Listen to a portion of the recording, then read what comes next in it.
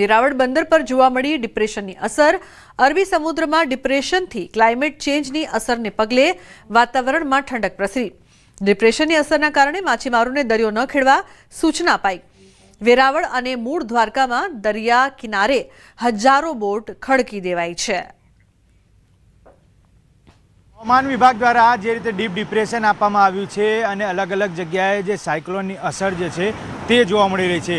આ દરિયાઈ વિસ્તારના દ્રશ્યો આપ જોઈ શકો છો। અત્યારે હાલ ભરતીના મોજા એટલા આવી રહ્યા છે કે લોકોને જે માછીમારી કરવી જેવી પડે ત્યાં તેમને બંધ રાખવી પડી છે। સાથે સાથે જે પાણીના ઉછાળ છે તે મોટા મારી રહ્યા છે, જેના કારણે લોકોએ હવે દરિયો જે છે તે છોડી અને દૂર રહેવા જવા માટે મજબૂર બન્યા છે। આવનારા 2 થી 3 દિવસ હજી પણ વરસાદી આગાહી છે। આગાહીને પગલે જે વાદળછાયું વાતાવરણ જે છે તે પણ જોવા મળી રહ્યું છે। ક્યાંક ને ક્યાંક લોકો પરેશાની અને મુશ્કેલીમાં જોવા મળી રહ્યા છે। કેમેરામેન પંકજ મકવાણા સાથે મૌલિક ધામેચા, ન્યૂઝ 18 ગુજરાતી, ગીર સોમનાથ, કોડીનાર। તો નર્મદા જિલ્લામાં વરસાદી માહોલ જામ્યો છે। ધીમી ધારે કેટલાક વિસ્તારોમાં વરસાદ વરસી રહ્યો છે। વરસાદના કારણે કેવડિયામાં હિલ સ્ટેશન જેવો માહોલ જોવા મળ્યો। તો આવતીકાલે કેવડિયામાં એકતા પરેડનું આયોજન કરવામાં આવ્યું છે, પરંતુ હવામાન વિભાગની આગાહી અનુસાર વરસાદ ચાલુ છે, જેના કારણે આ 2 દિવસના કાર્યક્રમની તૈયારીઓમાં વિઘ્ન ઊભું થયું છે। માવઠાનો માર ખેડૂતો સહન કરી રહ્યા છે અને આ માવઠા રૂપી વરસાદ જે છે તે અવિરત વરસી રહ્યો છે। આપ જે દ્રશ્ય જોઈ રહ્યા છો તે સ્ટેચ્યુ ઓફ યુનિટી નર્મદાના દ્રશ્યો છે કે જ્યાં પણ વહેલી સવારથી વાદળો જે છે તે જોવા મળતા હતા અને ત્યારબાદ ધીમી ધારે વરસાદ જે છે તે વરસી રહ્યો છે। અંદાજિત 3 કલાકથી આ પ્રકારે ધીમી ધારે વરસાદ જે છે તે સમગ્ર પંથકની અંદર એટલે કે નર્મદાની અંદર જોવા મળી રહ્યો છે। ડીપ ડિપ્રેશન સર્જાયું છે અને તેના કારણે આ વરસાદ જે છે તે વરસ્યો છે। અત્યાર સુધીની વાત કરીએ તો છેલ્લા 114 તાલુકાની અંદર અવિરત વરસાદ જે છે તે જોવા મળી રહ્યો છે। મહત્વનું એ છે કે હવામાન વિભાગ દ્વારા ચોમાસાએ વિધિવત રીતે વિદાય લઈ લીધી તે પ્રકારની આશંકા વ્યક્ત કરી હતી, પરંતુ જે સિસ્ટમ સક્રિય થઈ છે ને તેના કારણે માવઠાનો માર જે છે તે સહન કરવાની નોબત આવી રહી છે અને આ માવઠું થવાના કારણે ખેતીમાં પણ ભારે એવી અસર જે છે તે સર્જાય છે। ખેતીના પાકને પણ ભારે એવી નુકસાની જે છે તે સર્જાય છે। ત્યારે છેલ્લા 8 કલાકની અંદર 114 તાલુકાથી પણ વધારે તાલુકાની અંદર 2 ઇંચ જેટલો વરસાદ જે છે તે જોવા મળી રહ્યો છે અને વિધિવત રીતે વરસાદ જે છે તે અવિરત રીતે વરસી રહ્યો છે। આવતીકાલે કેવડિયા ખાતે એકતા પરેડ પણ યોજાવાની છે અને પરેડ પૂર્વે પણ આ વરસાદ જે છે તે અવિરત રીતે જોવા મળી રહ્યો છે। કેપ્ટન ખેગાર રાઠોડ સાથે ગૌતમ શ્રીમાળી, ન્યૂઝ 18 ગુજરાતી, નર્મદા। તો વાવ, થરાદ અને બનાસકાંઠા જિલ્લામાં છેલ્લા 1 અઠવાડિયાથી સતત માવઠાના લીધે મગફળી, કપાસ જેવા અનેક પાકોમાં સંપૂર્ણપણે નુકસાન થવાથી ખેડૂતો મુશ્કેલીમાં મુકાયા છે। હાલ ખેડૂતોને માથે હાથ દઈને રોવાનો વારો આવ્યો છે। માવઠાના કારણે ખેડૂતોની મહેનત માથે પડી છે। આવા સમયે સરકાર ખેડૂતોને યોગ્ય વળતર આપે તેવી અપીલ કરી રહ્યા છે। અને સરકારશ્રીને વિનંતી છે કે સર્વે કરાય અને સાચા ખેડૂતને પોતાનો હક મળે અને એના માટે સર્વે કરી અને સહાય જેટલી આપે એટલી ઓછી છે।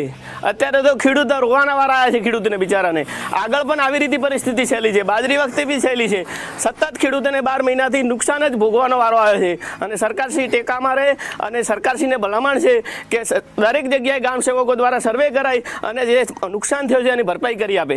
4 મહિનાથી 6 જણા આ ખેતરમાં કામ કરતા હતા। 10 કટ્ટામાં મગફળીમાં મને એવો વિશ્વાસ હતો કે મને કશું વધારે નહીં પણ 50 થી 60 હજાર રૂપિયા આ મગફળીમાંથી મળશે, પણ ત્યાં છતાં વરસાદ વરવાથી આખો હળી ગયું છે। હાલમાંથી 100%માંથી 10% મળે એમ નથી, એટલો બગાડ અમારે આટલામાં થશે। અમરેલી જિલ્લામાં દરિયાકાંઠે વરસાદ। રાજુલા, જાફરાબાદ, પીવાવાવ પોર્ટ સહિતના દરિયાઈ પટ્ટીય વિસ્તારમાં વરસાદ। રાજુલા તેમજ જાફરાબાદ શહેર અને આસપાસના ગામડામાં વરસાદ। ખાંભા તાલુકાના ગામડાઓમાં પણ વરસાદ વરસી રહ્યો છે। અમરેલી શહેરમાં વરસાદી ઝાપટા। દરિયાકાંઠે ભારે આગાહીને લઈને રાત્રે તંત્ર દ્વારા ચેતવણી આપવામાં આવી હતી। આ સમગ્ર જિલ્લામાં વરસાદી માહોલ છે।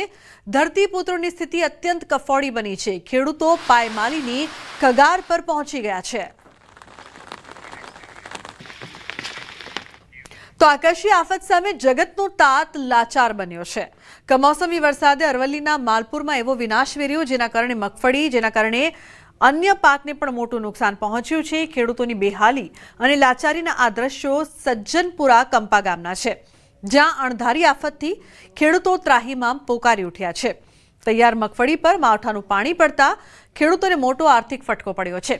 ખેડૂતોએ મહા મહેનતે વાવેલો અને ઉછરેલો પાક લણણીના આરેજ બગડી જતા ખેડૂતો પર જાણે આપ ફાટી હોય તેવી ગંભીર સ્થિતિ સર્જાઈ છે. મગફળી, સોયાબીન અને મકાઈના પાકને ભારે અસર થવા પામી છે. કમોસમી વરસાદ પડવાથી અમારી મહેનત પર પાણી ફરી ગઈ છે. રાત્રે એટલો વરસાદ પડ્યો કે આ પથારા બી પાણીમાં તરતા હતા. હવે અમારી અરમાનો ઉપર બધું પાણી ફરાઈ નાખ્યું. ભગવાને સરકારને એટલી જ વિનંતી છે કે અમને થોડીક સહાય આપે અને થોડોક ઊભા થવાની. શિયાળુ પાક લેવાના પણ પૈસા નથી, એ પણ આ મગફળી સાથે બધા ધોવાઈ ગયા. તો માલપુરના અણિયોર કંપા ગામમાં પણ કમોસમી વરસાદે તાંડવ સર્જી દીધું છે. ખેડૂતોએ 1100 વીઘા જમીનમાં મગફળીનું વાવેતર કર્યું હતું. એકાએક વરસાદ વરસતા ખેડૂતોના મહેનત પર પાણી ફેરવી દીધું છે. ખેડૂતે દાવો કર્યો છે કે માત્ર 30% જ ઉત્પાદન મળશે, બાકી તમામ મગફળીનો પાક નિષ્ફળ ગયો છે. સરકાર યોગ્ય વળતર આપે તેવી ખેડૂતો માંગ કરી રહ્યા છે. અમારા કંપામાં 1600 વીઘામાં વાવેતર થયું હતું. એમાં મોટાભાગની મગફળી અને સોયાબીન હતા. એમાં મગફળીમાં કમોસમી વરસાદ અને સોયાબીનમાં પણ કમોસમી વરસાદના કારણે ખૂબ જ નુકસાન થયું છે. નુકસાન એટલું બધું થયું છે કે પાક દાણા તો હાથમાં આવ્યા નથી, પણ ઘાસચારો પણ નિષ્ફળ થાય એવી કન્ડિશન થઈ ગઈ છે. તો સુરત જિલ્લામાં કમોસમી વરસાદને લઈને ડાંગર અને શેરડીના પાકને ભારે નુકસાન થયું છે. પૂર્વ મંત્રી મુકેશ પટેલે સરસ ગામના અસરગ્રસ્ત વિસ્તારની મુલાકાત લીધી હતી. મુલાકાત લઈને ખેડૂતો સાથે નુકસાન અંગે ચર્ચા કરી હતી.